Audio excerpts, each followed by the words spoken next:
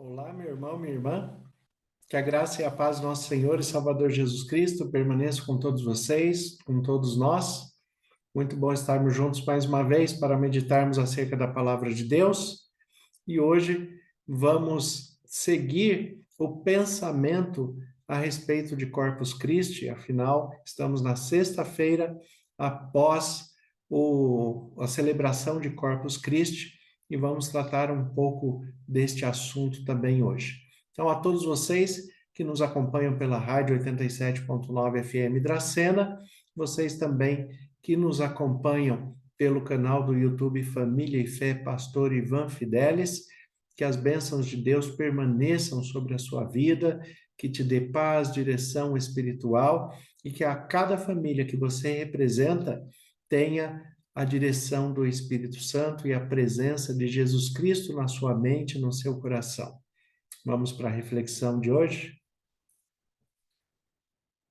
No dia de Corpus Christi é muito comum se fazer aqueles tapetes, são belos tapetes de vários materiais diferentes, que são feitos de acordo com a orientação ali da Igreja Católica, que tem essa tradição. Essa tradição veio de Portugal, é de origem portuguesa, quando nós temos a colonização no Brasil, e à medida que o catolicismo foi sendo implantado e foi se estendendo no Brasil, as culturas também vieram de lá para cá. Entre elas, nessa parte religiosa, está a confecção dos tapetes, que o que há de maior importância, de fato, na confecção do tapete é a comunhão entre os irmãos, né, a unidade da igreja, é o estar junto, é o estar ali com o mesmo propósito, voltando o pensamento para Cristo. Afinal de contas, a confecção do tapete, ela remete ao texto da entrada triunfal de Jesus em Jerusalém, que nós temos no texto do Evangelho segundo Mateus, capítulo 21. Nós temos aqui descrito a entrada de Jesus em Jerusalém. Então, quando nós olhamos para esse texto, nós observamos a figura desse tapete que foi montado, e é claro, ao longo do tempo, né, foi também se agregando a este tapete alguns símbolos. O símbolo da Eucaristia, que é a celebração do Corpus Christi, né, o símbolo do Espírito Santo, o símbolo da crucificação de Cristo, do sacrifício de Cristo, porque afinal a Eucaristia trata desta questão do memorial do sacrifício de Cristo. Então, tudo isso foi sendo colocado em forma de desenho nesse tapete. É claro que quando Jesus entrou em Jerusalém, não foi dessa maneira, mas à medida que a tradição vai se expandindo e as pessoas têm tempo para fazer, né, e tem essa comunhão da igreja, essa unidade, se unem na fé, se unem na força da espiritualidade, e assim foram se agregando outros símbolos também. O texto da entrada de Jesus em Jerusalém, que está em Mateus capítulo 21, ele nos diz assim: quando se aproximaram de Jerusalém e chegaram a Beit-Fagé, ao Monte das Oliveiras, enviou Jesus 2 discípulos, dizendo-lhes: ide à aldeia, que aí está diante de vós, e logo achareis presa uma jumenta, e com ela um jumentinho. Desprendei-a e trazei-nos. Né? E se alguém vos disser alguma coisa, responde-lhe que o Senhor precisa deles, e logo os enviará. Ora, tudo isto aconteceu para se cumprir o que foi dito por intermédio do profeta. Dizei à filha de Sião: eis, aí te vem o teu rei, humilde, montado em jumento, num jumentinho, cria de animal de carga. Indo os discípulos, e tendo feito como Jesus lhe ordenara, trouxeram a jumenta e o jumentinho, Então puseram em cima deles as suas vestes, e sobre elas Jesus montou. E a maior parte da multidão estendeu as suas vestes pelo caminho, e outros cortavam ramos de árvores, espalhando-os pela estrada. E as multidões, tanto as que precediam quanto as que seguiam, clamavam: Hosana ao filho de Davi, bendito que vem em nome do Senhor, Hosana nas maiores alturas. E entrando ele em Jerusalém, toda a cidade se alvoroçou e perguntavam: quem é este? E as multidões clamavam: é o profeta Jesus de Nazaré da Galileia. Jesus de Nazaré da Galileia estava entrando em Jerusalém montado num jumentinho, segundo a profecia, para cumprir a profecia. A vida de Jesus foi uma vida pautada no cumprimento de profecias. São exatamente as profecias que validam a identidade de Jesus como Messias. E na sua época, né, inclusive os hebreus, os judeus, reconheceram que Jesus era o Messias, tanto que queriam elegê-lo rei, achando que o reinado de Jesus seria um reinado humano, como os outros reinados que eles conheciam. A expectativa da vinda do Messias era de um reinado humano. Não foi isso que aconteceu, e é claro, não era essa a perspectiva de Jesus. Ele mesmo diz que o reino dele não é deste mundo. Mas, cumprindo a profecia, ele entra em Jerusalém montado num jumentinho. E por que que ele fez isso? A própria profecia, né, aponta o porquê que ele faz isso. Olha, o versículo 5, onde cita a profecia, ele diz assim: Eis aí te vem o teu rei, humilde, montado em jumento. Por que essa questão da relação da humildade com o jumento? O jumento é um animal de carga, como o próprio texto diz, mas ele é um animal de carga usado por pessoas humildes. Afinal de contas, aqueles que tinham um poder aquisitivo maior e podiam comprar cavalos com carroças, com carruagens, eles não iam querer um jumentinho.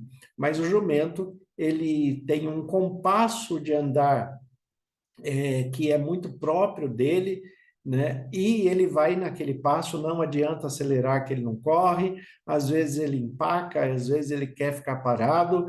É difícil de ser domado, não é todo mundo que monta nele, e é por isso que uma das grandes referências da autoridade de Jesus nesse texto é o fato dele ter montado um jumentinho que nunca ninguém montou.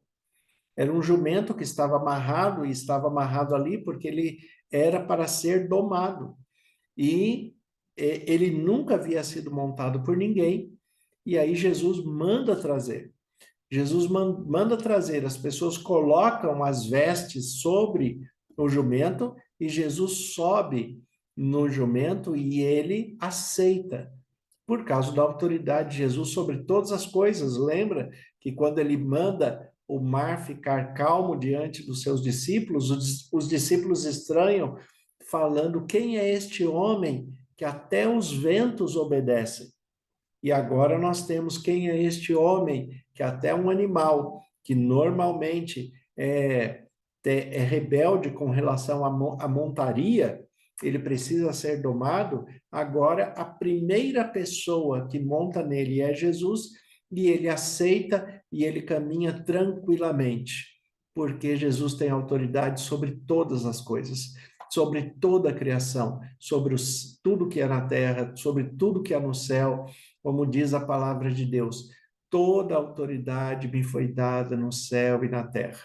É isso que Jesus declara para todos nós: toda autoridade me foi dada. Então, Jesus, ele tem autoridade sobre as questões mais difíceis deste mundo, sobre as questões mais difíceis que você pode estar passando, que você pode estar pensando. tenha certeza que Jesus tem a última palavra. Jesus tem autoridade sobre todas as coisas. O que eles fazem aqui, quando nós observamos, né, a entrada de Jesus, a maneira que ele vai entrando, ele entra em Jerusalém montado num jumentinho, né, e isso acaba sendo, né, ele entra, claro, de maneira humilde, mas isto acaba sendo algo que chama atenção. Porque quem entrava, quem costumava entrar em Jerusalém montado, era o imperador que vinha nos seus cavalos muito bonitos, na sua carruagem, e todos ali tinham que fazer fila e se curvar diante dele à medida que ia passando os cavalos do rei ali. Mas Jesus ele entra num jumentinho e todos se aglomeram em volta, todos fazem o corredor para ele passar, fazem a fila, né, que forma o corredor para ele passar, e não só isso, né, colocam as suas próprias roupas no chão para que ele passe por cima, recebendo na sua cidade, na sua vida, na sua família, né? Estendendo o tapete, já viu aquela expressão? Está estendendo um tapete vermelho para um convidado de honra. Era essa a ideia que as pessoas estavam fazendo com Jesus, estendendo um tapete para que o convidado de honra entrasse na sua mente, no seu coração, na sua vida, na sua família, na sua casa. Você precisa receber este convidado de honra. E como símbolo desta recepção, eles estendiam as suas roupas. Estendiam as suas roupas para que Jesus, ao passar em cima, eles tivessem este símbolo de que, olha, agora ele entrou na minha casa, ele entrou na minha mente, entrou no meu coração, ele entrou na minha vida e tudo será transformado pelo seu poder. Também como aclamação, eles cortaram ramos de árvores e com esses ramos eles aclamavam, né? Hosana, Hosana, que é uma expressão hebraica, de origem hebraica, que passa depois para o aramaico. A expressão da raiz da palavra Hosana, ele quer dizer salva-me, né? Venha me salvar, salva-me, Hosana, Hosana nas alturas, salve-me, né? O Senhor que está nas alturas, o Senhor que tem autoridade sobre todas as coisas, venha salvar-me, Hosana nas alturas. Então, o que eles faziam? Estendiam as suas roupas, estenderam as suas roupas no chão, recebendo Jesus em suas vidas, pegaram os ramos, né, os ramos das árvores, né, para aclamar Jesus, porque os ramos indicavam a presença do rei, era da sua cultura, indicando a presença do rei, e era um rei reconhecido como filho de Deus, um rei reconhecido como filho de Davi, e eles aclamavam a este rei: Hosana, Hosana, salva-me. É assim que Jesus deve ser visto, deve ser observado por cada um de nós. É nessa sequência tão bonita de fé, nessa expressão de espiritualidade tão bonita que nós vemos, né, através desses símbolos que foram montados para que esta imagem não seja esquecida, pelo contrário, que ela seja cada vez mais fortalecida, que ela seja cada vez mais solidificada, a necessidade que eu tenho que Jesus Cristo, ele triunfe na minha vida, que ele entre na minha mente, no meu coração, que ele entre na minha casa, como canta o cantor Regis Danese, entra na minha casa, entra na minha vida, né? Quando a música, quando o cantor coloca isso, ele também traz a essa ideia de salvação. Eu preciso de salvação. Hosana ao Senhor. Eu preciso que o Senhor me salve. Então, entre na minha casa, entre na minha vida, né? Quebra as minhas estruturas e sara todas as feridas. Todos nós temos feridas abertas que precisamos do toque de Jesus Cristo. Todos nós precisamos da salvação que só há em Jesus Cristo, porque é assim que a Bíblia coloca que não há salvação fora de Jesus Cristo. Ele é o único Senhor e Salvador para a vida eterna. Então ele entra ali como o dos reis, o Senhor dos senhores, e ele entra na sua humildade, ele entra no seu jeito simples de ser, montado num jumentinho, montado num animal simples, mas um animal difícil. E esse jumentinho tem uma característica representativa muito importante para nós cristãos, porque ele representa os cristãos, ele representa cada um de nós, que somos humildes, mas também somos rebeldes, né? Também, às vezes, não nos permitimos ser domados pela palavra de Deus, ser domados, né, pela direção do Espírito Santo. Às vezes nós ficamos rebeldes, não aceitamos muitas vezes ser domados, não aceitamos as rédeas espirituais, mas quando nós aceitamos, quando nós recebemos a Cristo, nós temos a oportunidade de levar Cristo através de nós.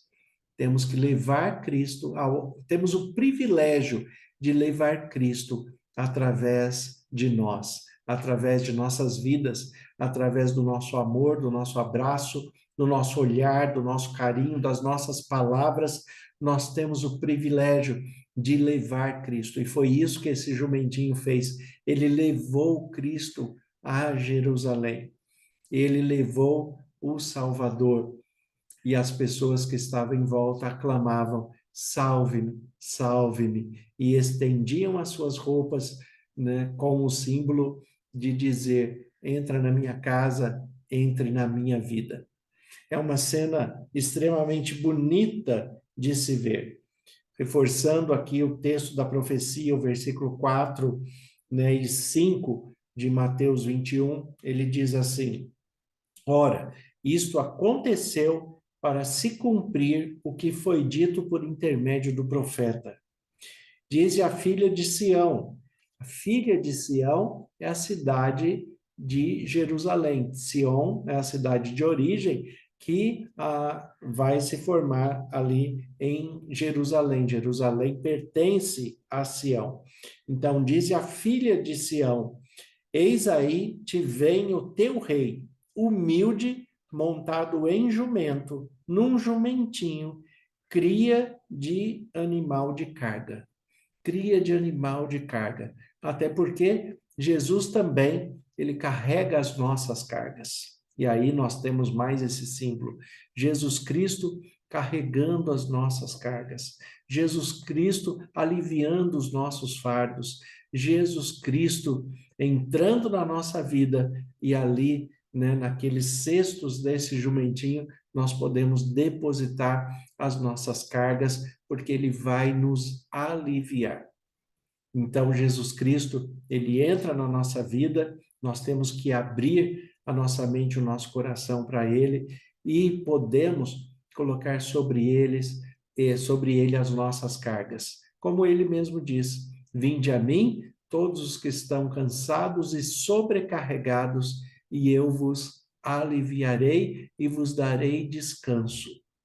Vinde a mim, todos os que estão cansados e sobrecarregados, que eu vos aliviarei.